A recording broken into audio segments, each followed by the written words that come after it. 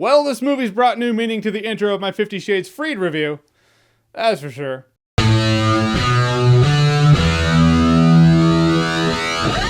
The Happy Time Murders. So the Happy Time Murders is a puppet-human hybrid raunch cop comedy. Yeah, leave the kids at home for this one. It's directed by Brian Henson, the son of legend Jim Henson of Jim Henson Productions. And I believe he's currently the chairman of Jim Henson Productions, I think. In any case, this is a world where puppets are real and someone starts killing puppets. So Melissa McCarthy is a cop that gets brought in on the case, and her ex-partner, who's a PI, who's also a puppet, they team up to solve the Happy Time Murders. Now this movie out the gate, not gonna lie, I cracked up. It was just funny. It's funny seeing puppets be so dirty. Granted, that's the hook. It's very simple and it's gonna wear on you halfway through the movie. But initially, it's just such a violation of your childhood. I really dug that. Not all the jokes were cheap too. I don't know what was ad-libbed and what wasn't, but there were a few times I was like, that was a clever joke. It was a clever joke in the sense that it worked for the world they live in. A comedy with a unique world should have their jokes help flesh out the world. I felt like this movie did that. A couple times I was like, that's a joke specifically for a world with puppets. It just came so naturally. You feel like these are the insults people sling around all the time. I appreciated that. And of course, the puppets being second-class citizens, people don't respect them. They're not able to get certain jobs. They're not welcome in certain places. It lends itself to allegory of racial and social tensions in our world. So pretty much this is the Netflix movie Bright, but with puppets. I mean, in terms of cop chemistry, I've seen worse cop chemistry than Melissa McCarthy and a puppet. It's just weird to say, but it's a fact. Now, granted, the novelty of raunchy puppets is gonna wear off about halfway through the movie. So at that point, when the novelty does wear off, you're stuck with the characters,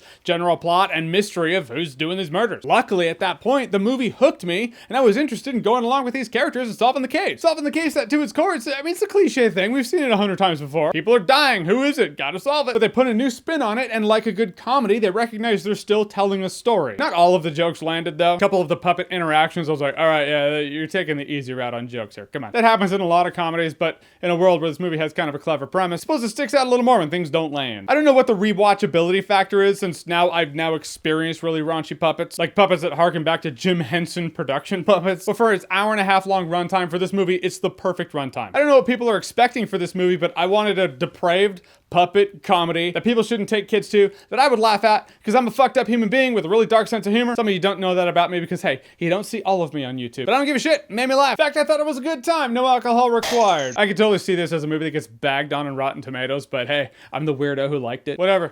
Sue me. Ah, got my eye. Perfect. All right, so the Happy Time Murders. Have you seen it? What did you think about it? Whatever you thought, comment below. Let me know. God, porn was right. That does burn. And as always, if you like what you've seen here and you want to see more, click right here to see more. That was Silly String, by the way.